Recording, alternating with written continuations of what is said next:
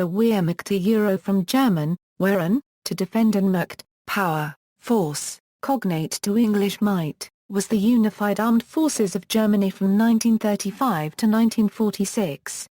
It consisted of the Heer, the Kriegsmarine and the Luftwaffe. Origin and use of the term: the German term Wehrmacht generically describes any nation's armed forces, thus, British Wehrmacht denotes British Armed Forces. The term Wehrmacht is in Article 47 of the 1919 Weimar Constitution, establishing that, the Reichspräsident holds supreme command of all armed forces, that is the Wehrmacht of the Reich. From 1919, Germany's national defense force was known as the Reichswehr, which name was dropped in favor of Wehrmacht on March 16, 1935. In modern-day Germany, the name Wehrmacht is considered a proper noun for the 1935 Euro 45 armed forces, being replaced by Streitkräfte FTE in its original meaning. However, this was not so even some decades after 1945. In English writing, Wehrmacht is often used to refer specifically to the land forces. The correct German for this is Heer. History.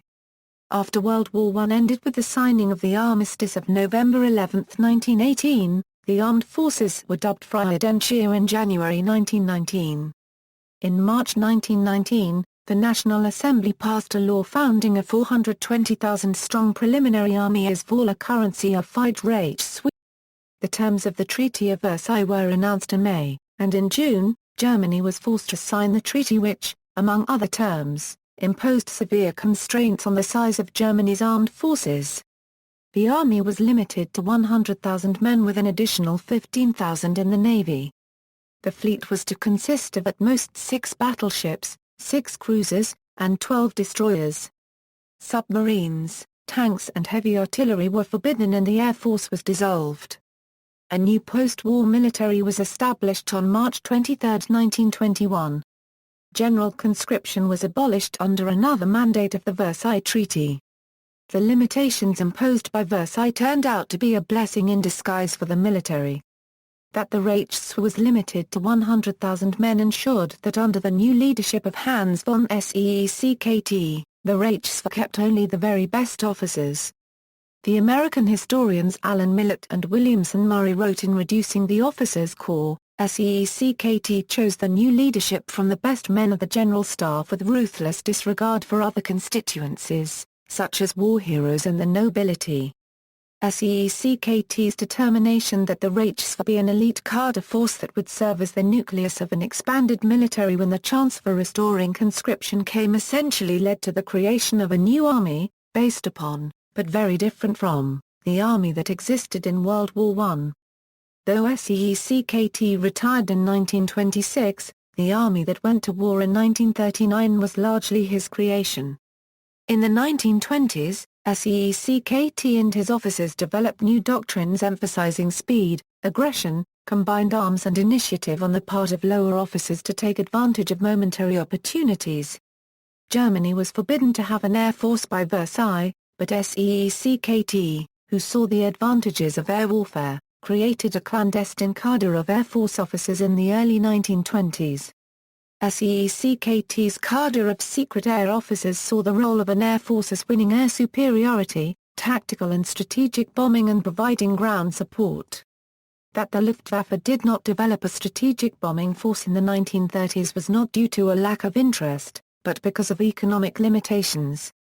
The leadership of the Navy led by Grand Admiral Erich Roeder, a close copyright of Alfred von Tirpitz, was dedicated to the idea of reviving Tirpitz's high seas fleet. Officers who believed in submarine warfare led by Admiral Karl Nitz were in a minority before 1939. Naval officers saw war almost entirely in tactical and technological terms, and had almost no interest in operational matters. By 1922, Germany had begun covertly circumventing these conditions. A secret collaboration with the Soviet Union began after the Treaty of Rapallo. Major General Otto Haas traveled to Moscow in 1923 to further negotiate the terms. Germany helped the Soviet Union with industrialization and Soviet officers were to be trained in Germany. German tank and air force specialists could exercise in the Soviet Union, and German chemical weapons research and manufacture would be carried out there along with other projects. Around 300 German pilots received training at Lipetsk, some tank training took place near Kazan, and toxic gas was developed at Saratov for the German army. Adolf Hitler and the reinstatement of conscription. After the death of President Paul von Hindenburg on August 2, 1934, Adolf Hitler assumed the office of Reichsprokurrency, and thus became Commander-in-Chief. All officers and soldiers of the German armed forces had to swear a personal oath of loyalty to the Wehrmacht, as Hitler was called. By 1935, Germany was openly flouting the military restrictions set forth in the Versailles Treaty. German rearmament was announced on March 16 and reintroduction of conscription on May 21. While the size of the standing army was to remain at about the 100,000-man mark decreed by the treaty, a new group of conscripts equal to this size would receive training each year. The conscription law introduced the name Wehrmacht, so not only can this be regarded as its founding date, but the organization and authority of the Wehrmacht can be viewed as Nazi creations regardless of the political affiliations of its high command. The insignia was a simpler version of the Iron Cross that had been used as an aircraft and tank marking in late World War I, beginning in March and April 1918. The existence of the Wehrmacht was officially announced on October 15, 1935. Soldiers, numbers. The total number of soldiers who served in the Wehrmacht during its existence from 1935 to 1945 is believed to have approached 18.2 million. This figure was put forward by historian Rawan Kortedigo Overmans and represents the total number of people who ever served in the Wehrmacht, and not the force strength of the Wehrmacht at any point. Recruitment. Recruitment for the Wehrmacht was accomplished through voluntary enlistment and conscription. Men were registered for service by annual classes, and deferments for students and those working in vital economic enterprises and industries were liberally granted. Prior to the war, men were called up for service by individual letter. Before the war, older registrants were only required to attend occasional training exercises of limited duration. During the early stages of World War II, occupational and medical discharges from service were fairly easy to obtain, but as the conflict intensified, these became fewer and harder to come by. Naval and Luftwaffe personnel were increasingly transferred to the army as the war wore on, and voluntary enlistments in the SS was stepped up, as well. Eventually, exemptions previously granted to sole surviving sons were revoked, and men as old as 60 were forced to register for combat service. Following the Battle of Stalingrad in 1943, fitness standards for Wehrmacht recruits were drastically lowered, with the regime going so far as to create special diet battalions for men with severe stomach ailments. Rear echelon units were scoured for any available personnel, and these were sent to frontline duty wherever possible, especially during the last 2 years of the war. Finally, as Wehrmacht losses mounted, the Nazi government instituted the Volkssturm, a home guard made up mostly of old men and boys, who proved totally inadequate to stop the advancing Allied armies during the final months of the war. Foreign recruits. Prior to World War II, the Wehrmacht strove to remain a purely German force. As such, minorities, such as the Czechs in annexed Czechoslovakia, were exempted from military service after Hitler's takeover of that country in 1938. Foreign volunteers were generally not accepted in the German armed forces prior to 1941. However, Germans living abroad were encouraged to return and enlist in the army. With the invasion of the Soviet Union in 1941, the government's positions on recruitment changed. German propagandists wanted to present the war not as a purely German concern, but as a multinational crusade against communism. Hence, the Wehrmacht and SS began to seek out recruits from occupied and neutral countries across Europe. The Germanic peoples of nations such as the Netherlands and Norway were recruited largely into the SS, while non-Germanic peoples such as Croats were recruited into the Wehrmacht. The voluntary nature of such recruitment was often rather dubious, especially in the later years of the war, when even Poles were declared ethnic Germans, and drafted into the army. After Germany's defeat in the Battle of Stalingrad, The Wehrmacht also made substantial use of personnel from the Soviet Union, including the Caucasian Muslim Legion, Turkestan Legion, Crimean Tatars, ethnic Ukrainians and Russians, Cossacks, and others who wished to fight against Stalin or who were otherwise induced to volunteer. Entire units were formed from these people, many of which were renowned for their bravery. However, others did not perform as well. Following the war, many of these recruits were repatriated to the Soviet Union, where most perished in the Gulag or were executed. Pay and allowances. Wehrmacht soldiers received either one or two types of pay. All Wehrmacht soldiers on combat duty were paid a non-taxable war service salary in advance every 10 to 30 days, unless they were prisoners of war, via their unit paymaster. In addition, they were paid a monthly allowance for support of their dependents, which was given directly to those dependents by the civilian authorities. Unlike personal pay, the dependent allowance was payable even if the soldier became a POW. The amount of these payments were based on the soldier's rank. Professional soldiers received, in addition to the pay and allowances described above, their usual peacetime Wehrmacht monthly salary, payable by check 1 to 2 months in advance, plus a housing allowance, and an allowance for their dependents. As with the wartime pay, this compensation was based upon their rank, and was subject to a mandatory deduction that partially offset their war service pay. Unlike the war service pay, their regular monthly salary was subject to taxation, and was payable even if they were taken prisoner. Instead of being given to the soldier personally, this payment was deposited into his home bank account, or given to his dependents. Other than the quarters allowance and allowance for his children, the professional soldier was not entitled to any civilian family support. During wartime, draftees who had achieved the rank of senior private first class or above could apply to be paid the additional, professional, rate if they so desired. However, if their applications were approved, they would no longer be entitled to the civilian family support that draftees otherwise received. For a table of both salaries, arranged by rank and given in 1945 US dollars, see Item 6, Wehrmacht Pay Table. In addition to these salaries, all soldiers on frontline duty received the equivalent of 40 US cents per day as a special allowance.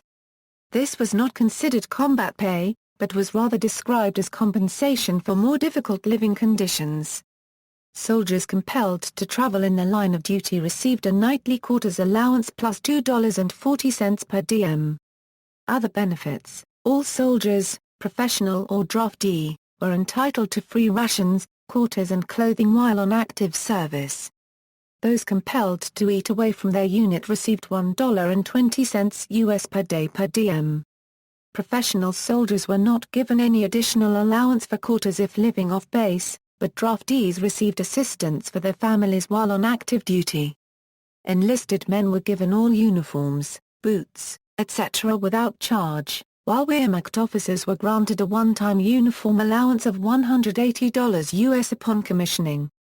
$280 was paid to naval officers. Officers were given $12 US per month thereafter for uniform maintenance.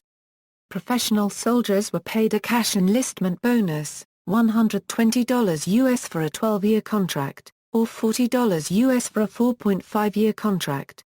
Pensions and furloughs. Regular officers and professional soldiers were eligible for various benefits upon discharge, depending upon their length of service. Lump sum payments, unemployment assistance and pensions were available, depending upon length and character of service. All soldiers granted an honorable discharge were given a $20 discharge bonus. Professional non-commissioned officers were encouraged to enter the German civil service or agriculture upon discharge. Those choosing the latter option were entitled to a cash sum to enable them to purchase farmland. Furloughs were granted for a variety of reasons, including recreations, sick leave, bombing, emergency or occupational. Transportation was supposed to be free for all furloughed soldiers, and a special ration card was issued to them.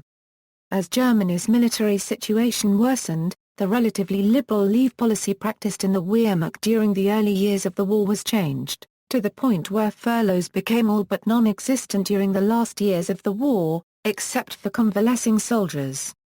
Documents and ID tags. All Wehrmacht soldiers, professional and draftee, were issued a Wehr pass, or service record book, upon their initial examination for military service. This passport-sized booklet contained all details of their pre-Wehrmacht service in the German labor service together with all assignments and pertinent details of their military service up to their date of discharge.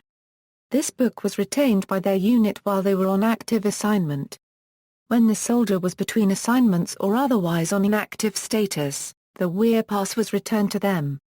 In addition to their Wehr pass, Wehrmacht soldiers were issued a Soldbuch, or paybook, which they kept in their possession at all times. This booklet, also passport size, contained their military registration number and identity disc number, together with a complete record of all pay and awards received, medical history, promotions, assignments, and other pertinent information related to each individual's military service. Wehrmacht soldiers wore 2 identical identity discs around their necks, given to them by the first unit with which they served. Each soldier's serial number, unit and blood type were recorded on the tag, which could be reissued by future units to which the soldier was assigned. Other records kept on Wehrmacht soldiers included a military record book, a health record book, and a classification card. These records were kept at the recruiting station where the soldier had initially enlisted, and included an official police report on his conduct prior to joining the armed forces. Upon discharge, the soldier traded his Soldbuch for his Wehr pass, which remained in his possession for life. Deceased soldiers' Wehr passes were forwarded to their next of kin. All other records, including his Soldbuch, were transferred to his home recruiting station for safekeeping. Top ranks. Reichsmarschall.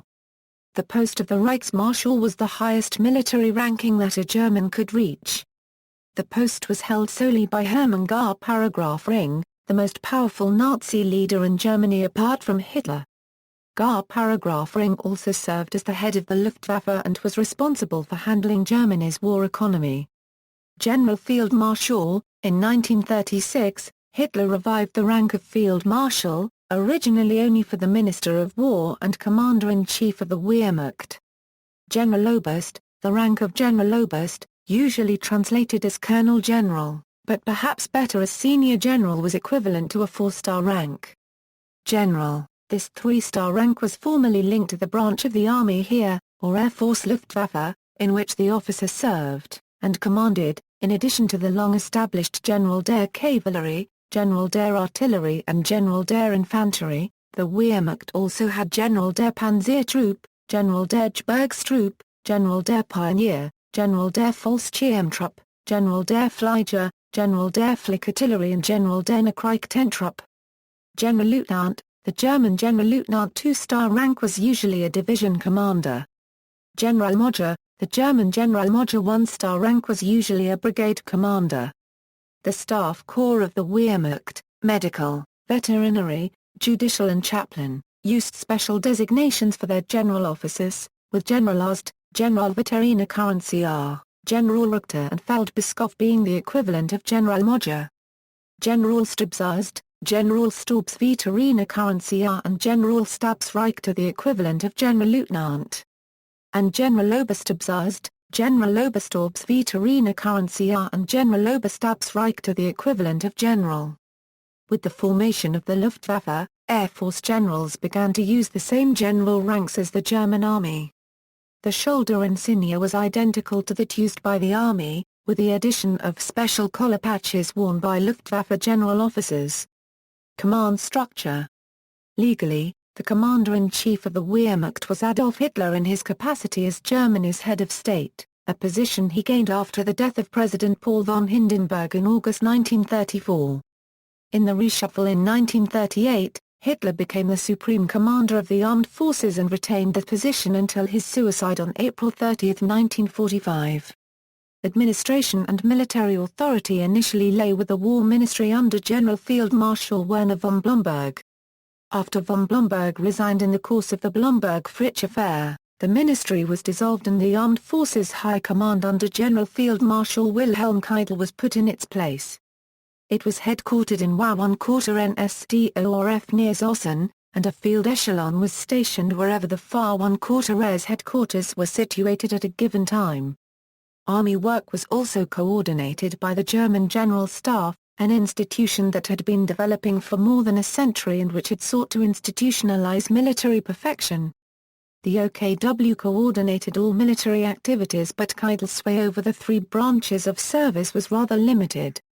Each had its own high command, known as Oberkommando des Heers, Oberkommando der Marine, and Oberkommando der Luftwaffe. Each of these high commands had its own general staff. In practice, the OKW had operational authority over the Western Front, whereas the Eastern Front was under the operational authority of the OKH. Supreme High Command of the Armed Forces, Supreme Commander of the Armed Forces, Far One Quarter Rear and Reichskanzler Adolf Hitler, Große Admiral Karl Dahr. Paragraph Nitz.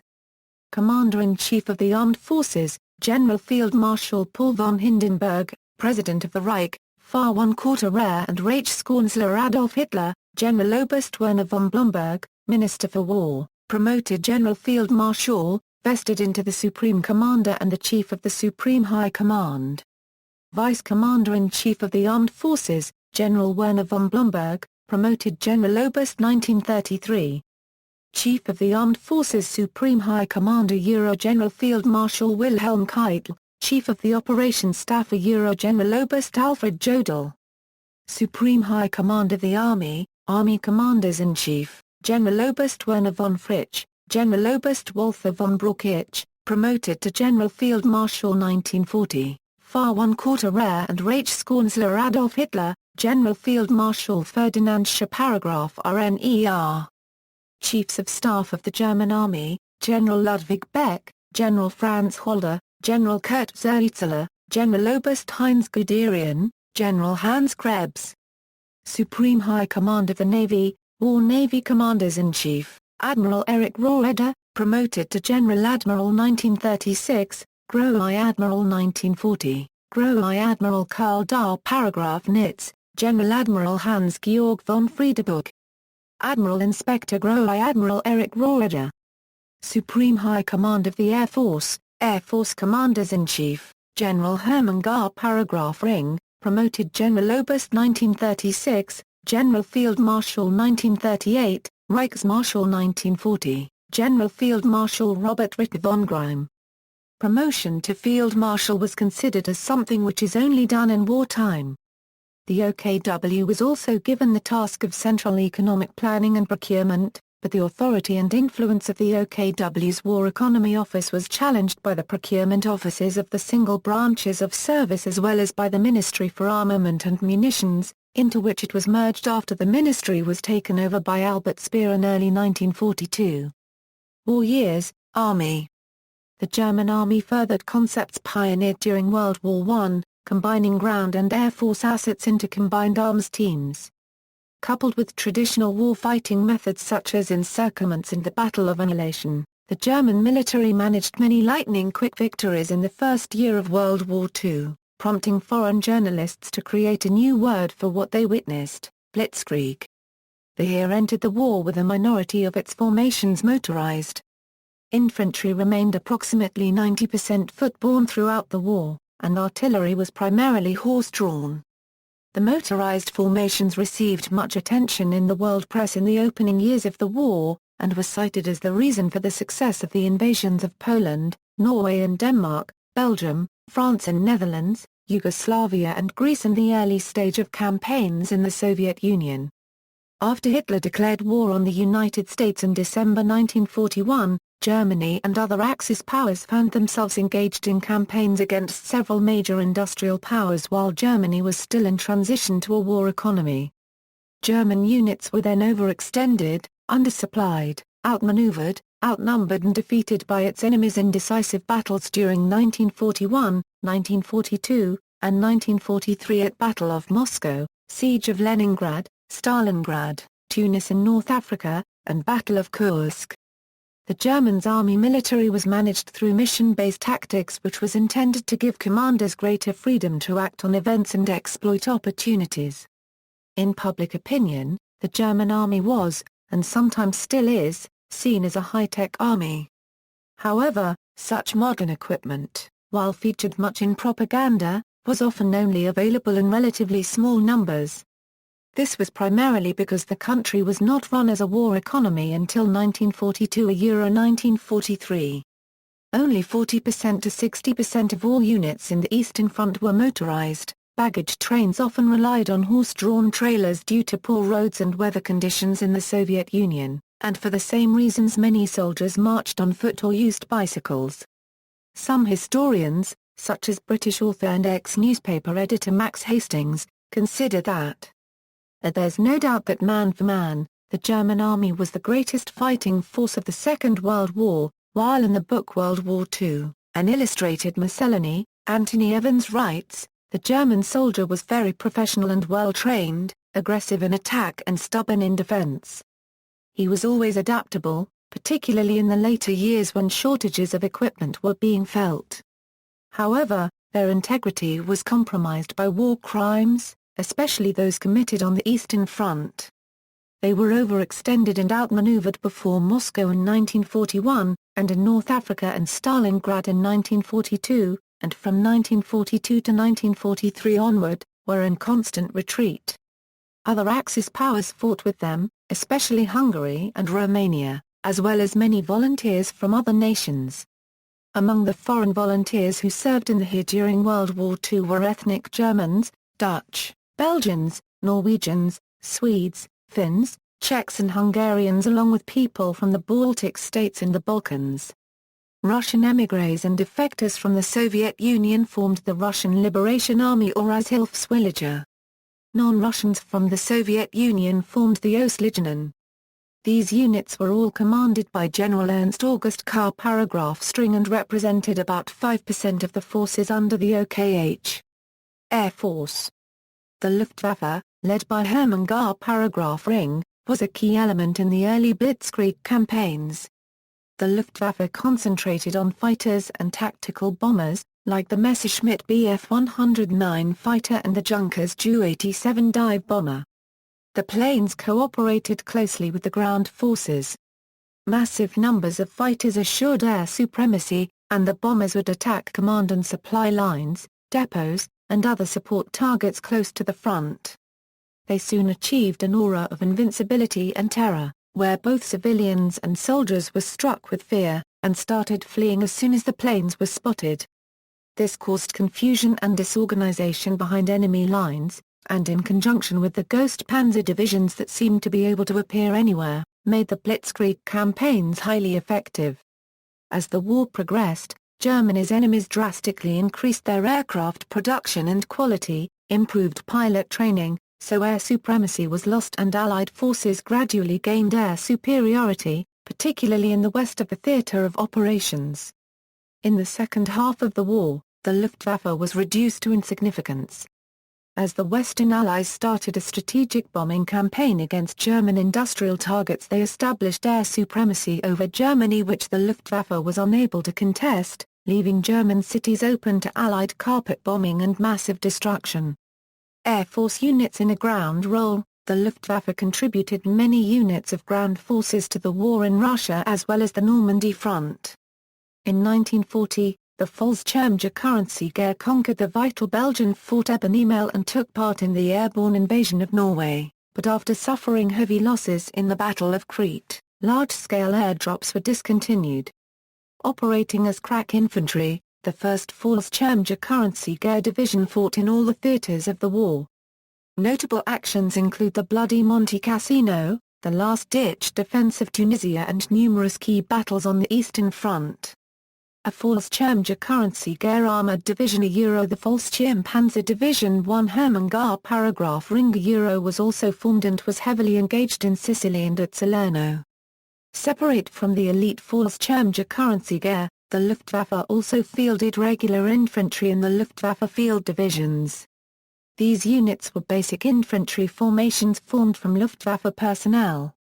Due to a lack of competent officers and unhappiness by the recruits at having been forced into an infantry role, morale was low in these units.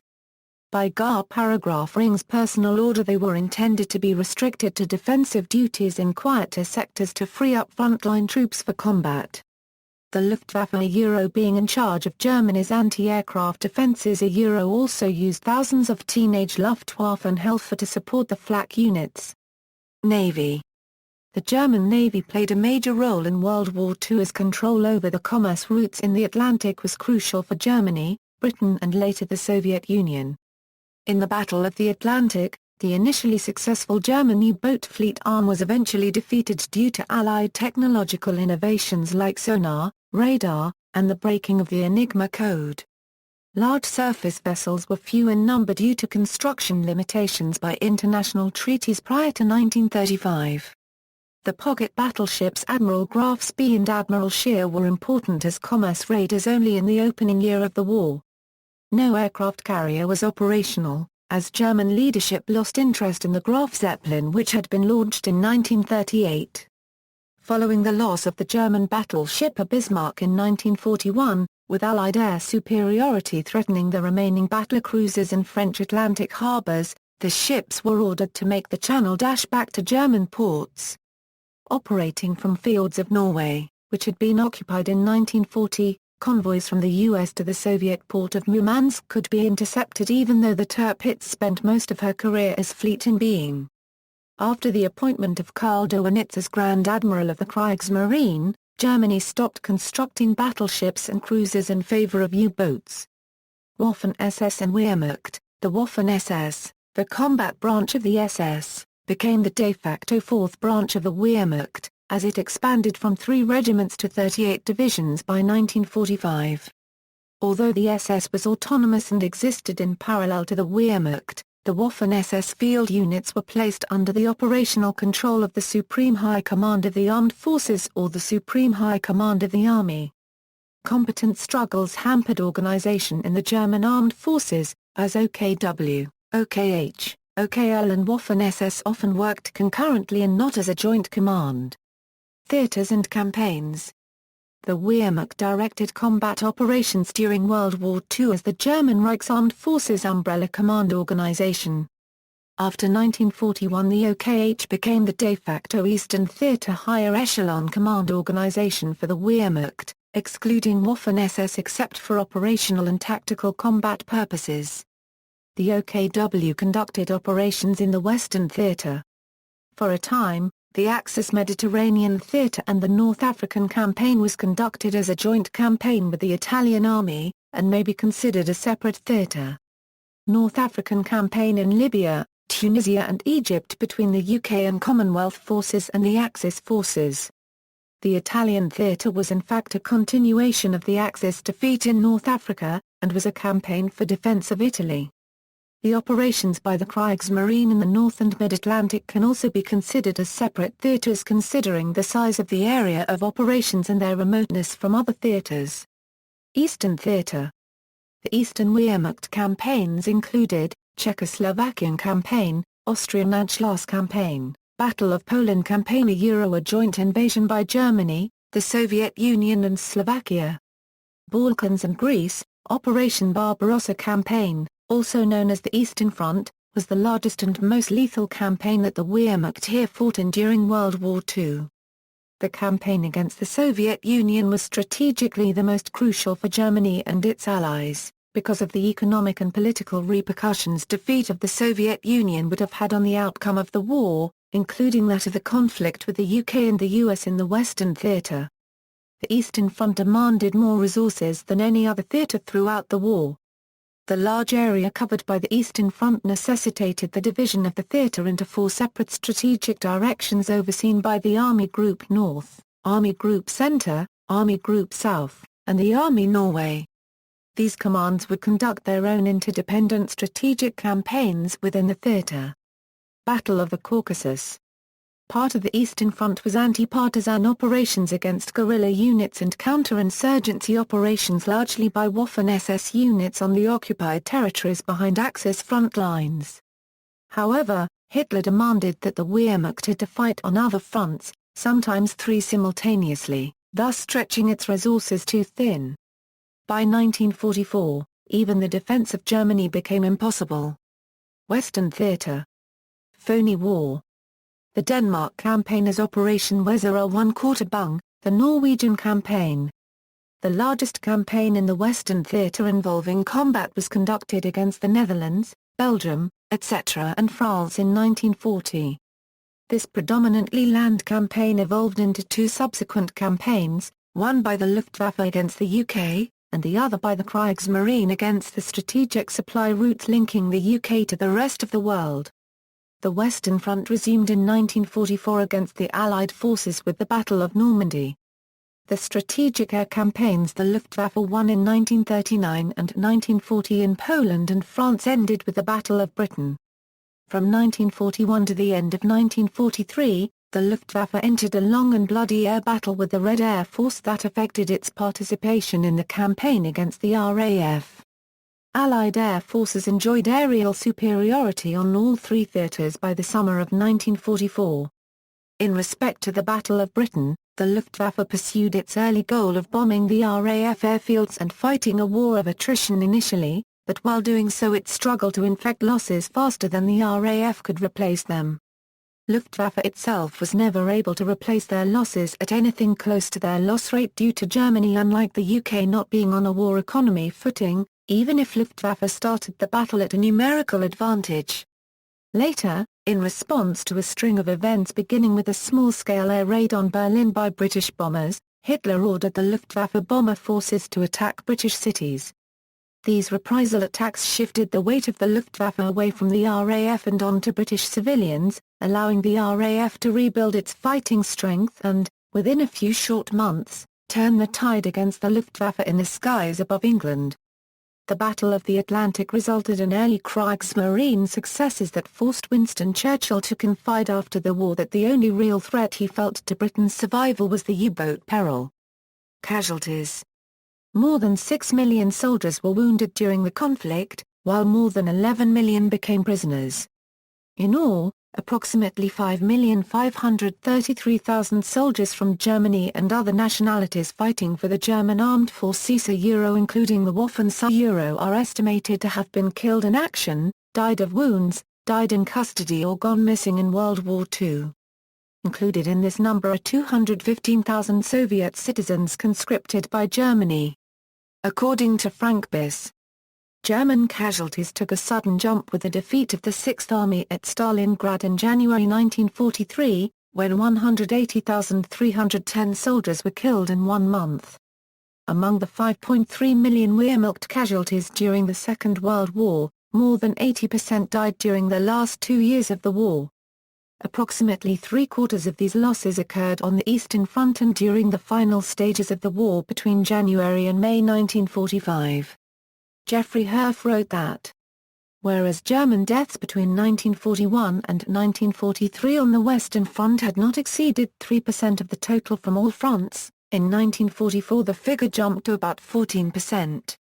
Yet even in the months following D-Day, about 68.5% of all German battlefield deaths occurred on the Eastern Front, as a Soviet blitzkrieg in response devastated the retreating Wehrmacht. War crimes. During World War II, the Wehrmacht perpetrated numerous war crimes. Nazi propaganda had told Wehrmacht soldiers to wipe out what were variously called Jewish Bolshevik subhumans, the Mongol hordes, the Asiatic flood and the Red Beast. While the principal perpetrators of the civil suppression behind the front lines amongst German armed forces were the Nazi German political armies, the traditional armed forces represented by the Wehrmacht committed and ordered war crimes of their own, particularly during the invasion of Poland in 1939 and later in the war against the Soviet Union. The Army's Chief of Staff General Franz Halder in a directive declared that in the event of guerrilla attacks, German troops were to impose collective measures of force by massacring entire villages. Hundreds of thousands, perhaps millions, of Soviet civilians died from starvation as the Germans requisitioned food for their armies and fodder for their draft horses. According to Thomas Carr, 1/4 HNE, an estimated 300,000 to 500,000 people were killed during the Wehrmacht's anti-partisan war in the Soviet Union. While secretly listening to conversations of captured German generals, British officials became aware that the German army had taken part in the atrocities and mass killing of Jews and were guilty of war crimes. while the Wehrmacht's prisoner of war camps for inmates from the West generally satisfied the humanitarian requirement prescribed by international law, prisoners from Poland and the USSR were incarcerated under significantly worse conditions. Between the launching of Operation Barbarossa in the summer of 1941 and the following spring, 2.8 million of the 3.2 million Soviet prisoners taken died while in German hands. The Nuremberg trials of the major war criminals at the end of World War II found that the Wehrmacht was not an inherently criminal organization, but that it had committed crimes in the course of the war. Several high-ranked members of the Wehrmacht like Wilhelm Keitel and Alfred Jodl were convicted for their involvement in war crimes. Among German historians, the view that the Wehrmacht had participated in wartime atrocities, particularly on the Eastern Front, grew in the late 1970s and the 1980s. In the 1990s, public conception in Germany was influenced by controversial reactions and debates about the exhibition of war crime issues. More recently, the judgment of Nuremberg has come under question. The Israeli historian Omer Bartov, a leading expert on the Wehrmacht, wrote in 2003 that the Wehrmacht was a willing instrument of genocide, and that it is untrue that the Wehrmacht was an apolitical, professional fighting force that had only a few bad apples. Bartov argues that far from being the untarnished shield, as successive German apologists stated after the war, the Wehrmacht was a criminal organization. Likewise, the British historian Richard J. Evans, a leading expert on modern German history, wrote that the Wehrmacht was a genocidal organization. British historian Ian Kershaw concludes that the Wehrmacht's duty was to ensure the people who met Hitler's requirements of being part of the Aryan Herrenvolk living space. He wrote that the Nazi revolution was broader than just the Holocaust. Its second goal was to eliminate Slavs from Central and Eastern Europe and to create a Lebensraum for Aryans. As Bartov shows, it barbarized the German armies on the Eastern Front. Most of their 3 million men, from generals to ordinary soldiers, helped exterminate captured Slav soldiers and civilians. This was sometimes cold and deliberate murder of individuals, sometimes generalized brutality and neglect. German soldiers' letters and memoirs reveal their terrible reasoning. Slavs were the Asiatic Bolshevik horde, an inferior but threatening race. Only a minority of officers and men were Nazi members. Resistance to the Nazi regime. From all groups of German resistance, those within the Wehrmacht were the most condemned by the NSDAP.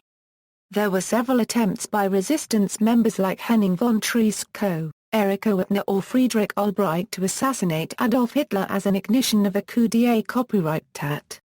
Rudolf Christoph Friedrich von Gersdorff and Axel Friedrich von dem Bust-Streithorst even tried to do so by suicide bombing. Those and many other officers in the Heer and Kriegsmarine such as Erwin Rommel, Klaus Schenk Graf von Stauffenberg and Wilhelm Canaris opposed the actions of the Hitler regime. Combined with Hitler's problematic military leadership, this also culminated in the famous July 20 plot, when a group of German army officers led by von Stauffenberg tried again to kill Hitler and overthrow his regime. Following this attempt, every officer who approached Hitler was searched from head to foot by his SS guards. As a special degradation, all German military personnel were ordered to replace the standard military salute with a Hitler salute from this date on. To what extent the German military forces opposed or supported the Hitler regime is nevertheless highly disputed amongst historians up to the present day. Humanitarian acts. Some members of the Wehrmacht did save Jews and non-Jews from the concentration camps and or mass executions. Anton Schmid, a sergeant in the army, helped 250 Jewish men, women, and children escape from the Vilnius ghetto and provided them with forged passports so that they could get to safety. He was court-martialed and executed as a consequence. Albert Battle, a reserve officer stationed near the Przemysl ghetto, blocked an SS detachment from entering it. He then evacuated up to 100 Jews and their families to the barracks of the local military command, and placed them under his protection. Wilm Hosenfeld, an army captain in Warsaw, helped, hit, or rescued several Poles, including Jews, in occupied Poland. Most notably, he helped the Polish Jewish composer Władysław Szpilman, who was hiding among the city's ruins, by supplying him with food and water, and did not betray him to the Nazi authorities. Hosenfeld later died in a Soviet POW camp.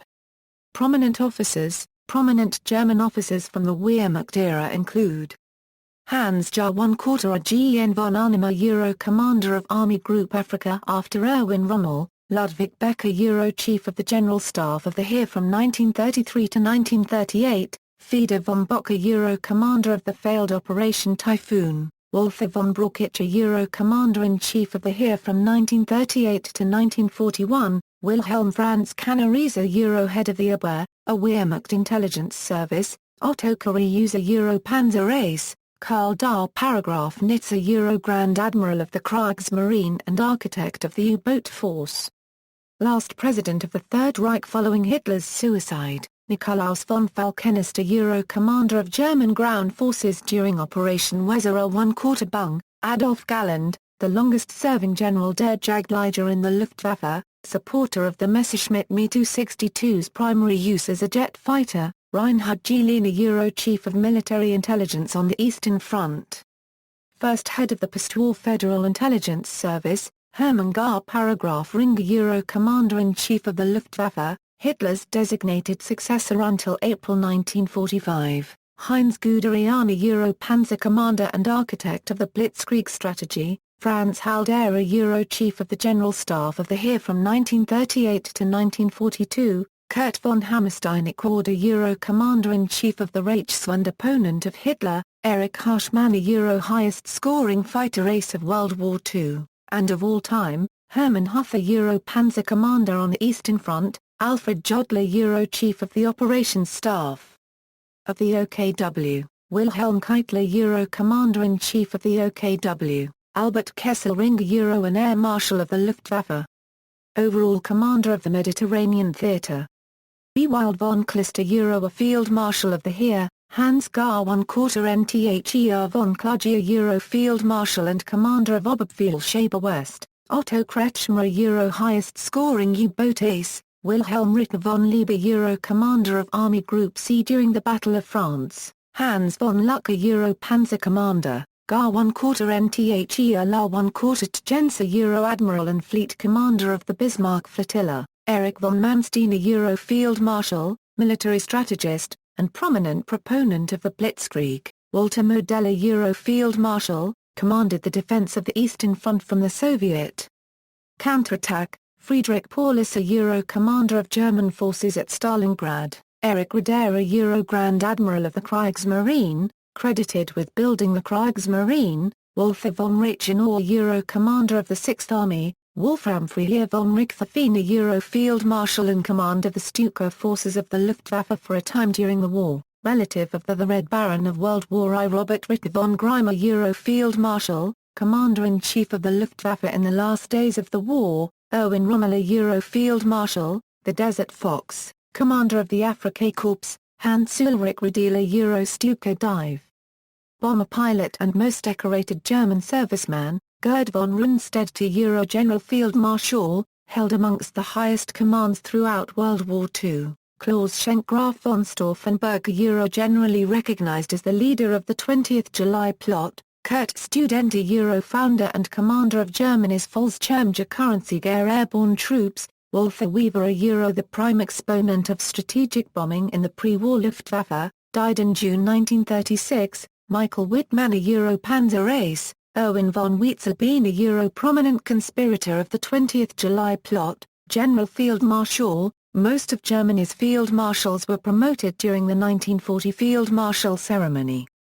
German Army General Field Marshals in order of promotion, April 20, 1936 Werner von Blomberg, July 19, 1940 Gerd von Rundstedt, July 19, 1940 Feder von Bock, July 19, 1940 Walther von Brauchitsch, July 19, 1940 Wilhelm Keitel, July 19, 1940 Gar ¼ Nther von Kluge, July 19, 1940 Wilhelm von Lieb, B. September 5, 1876, d.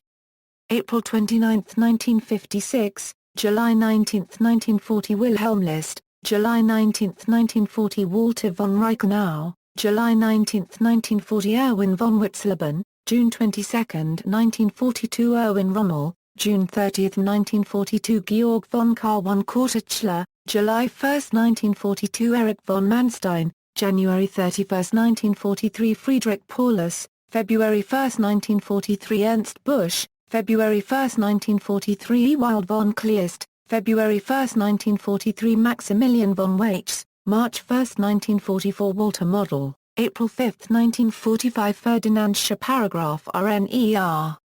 After World War II, following the unconditional surrender of the Wehrmacht, which went into effect on May 8, 1945, some Wehrmacht units remained active either independently, or under Allied command as police forces.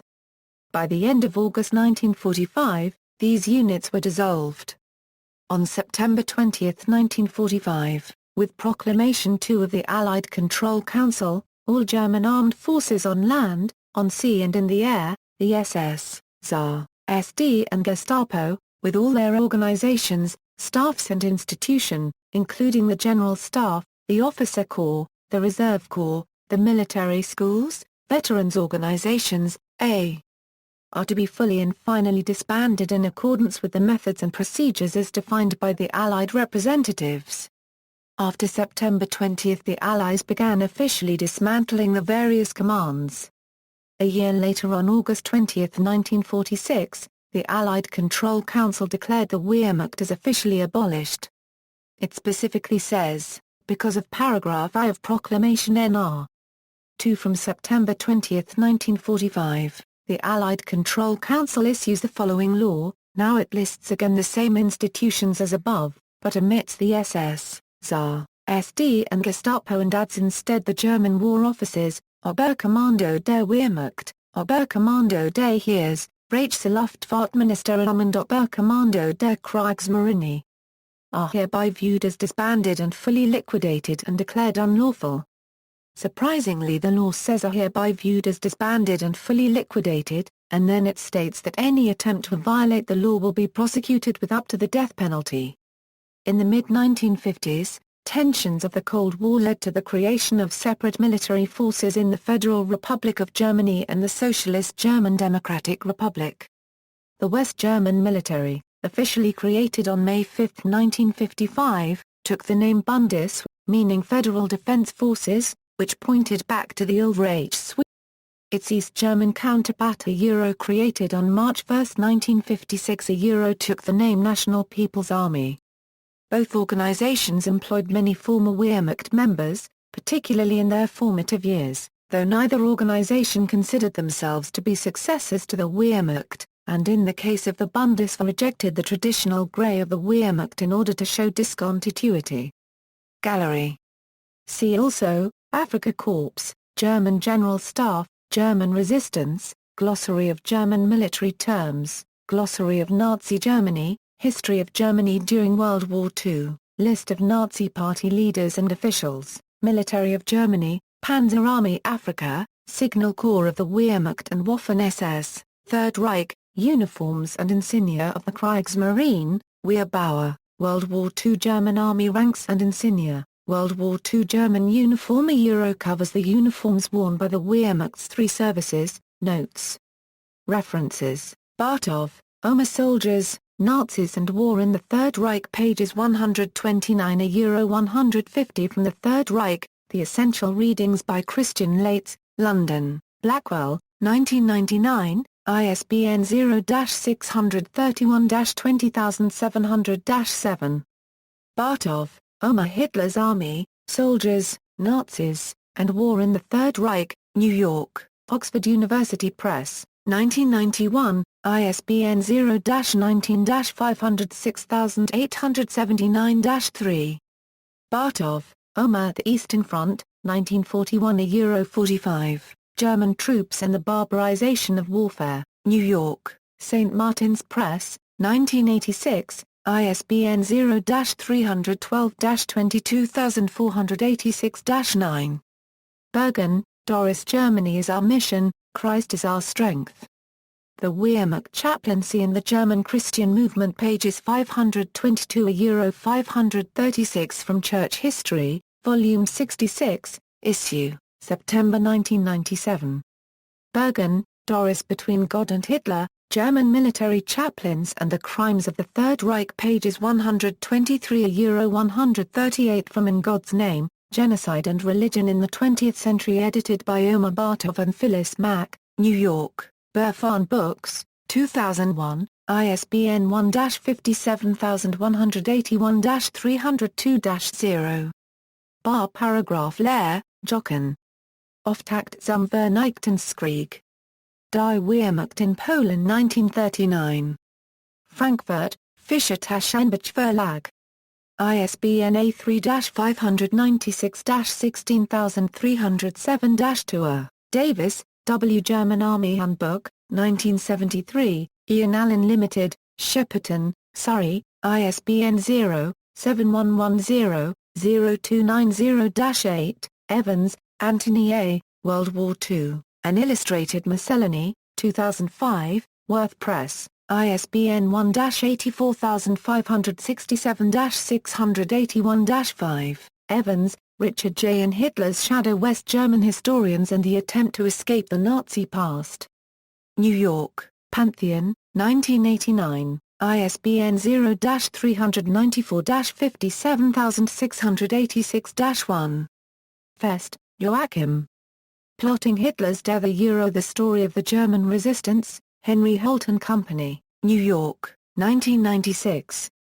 ISBN 0-8050-4213-X, Far paragraph RSTER, Jar 1 Quarter GEN The Wehrmacht and the War of Extermination Against the Soviet Union pages 494-520 from the Nazi Holocaust Part 3 The Final Solution The Implementation of Mass Murder Volume 2 edited by Michael Maris, West Point, Mekele Press, 1989 ISBN 0-88736-255-9.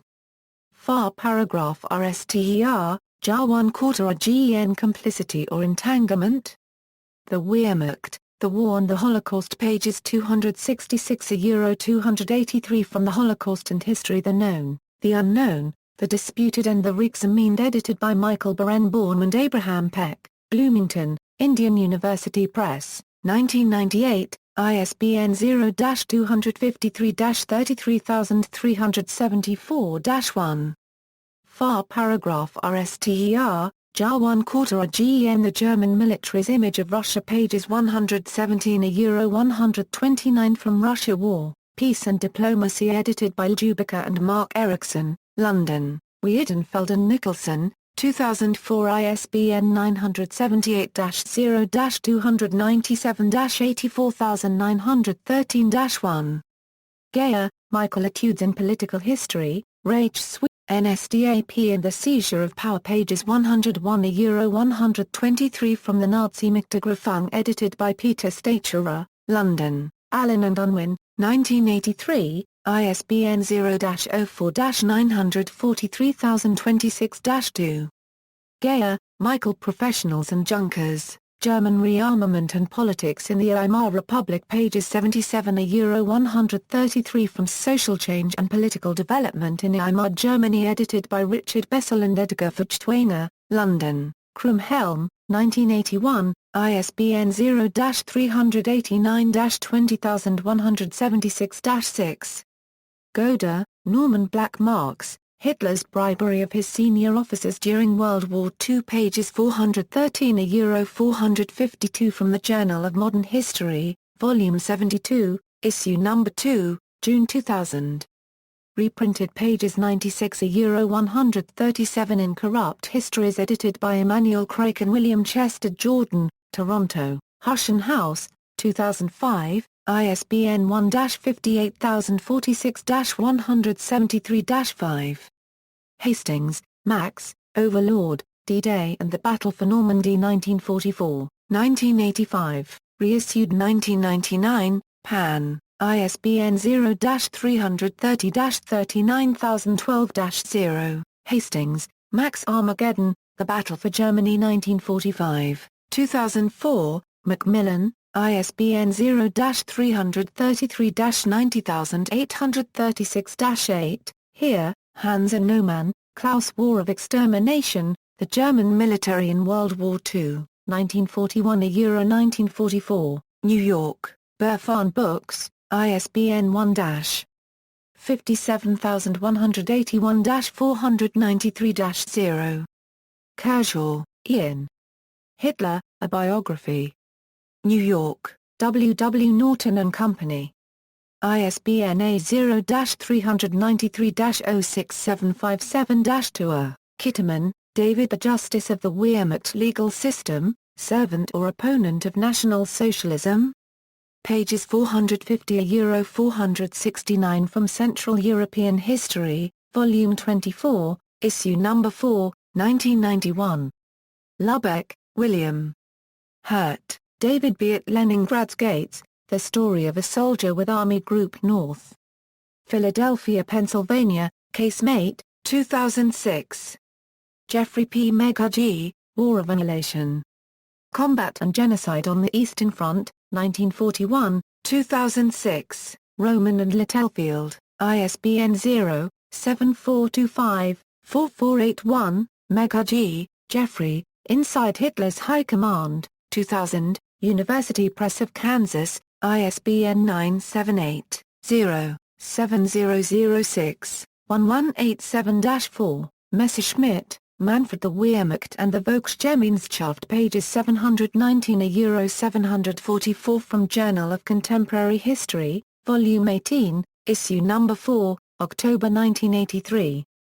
Ma 1/4 Lehr, Klaus Jar 1/4 Gen. The Army, Politics and Society in Germany 1933-1945, Studies in the Army's Relation to Nazism, Manchester, Manchester University Press, 1987, ISBN 0-7190-1071-3, O'Neill, Robert. The German Army and the Nazi Party, 1933-39, London, Corgi, 1966, ISBN 0-552-07910-3.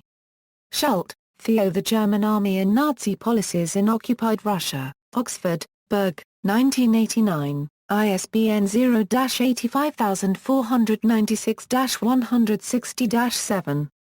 Shepard, Ben. War in the Wild East, The German Army and Soviet Partisans, Cambridge, Massachusetts, Harvard University Press, 2004, ISBN 0-674-01296-8.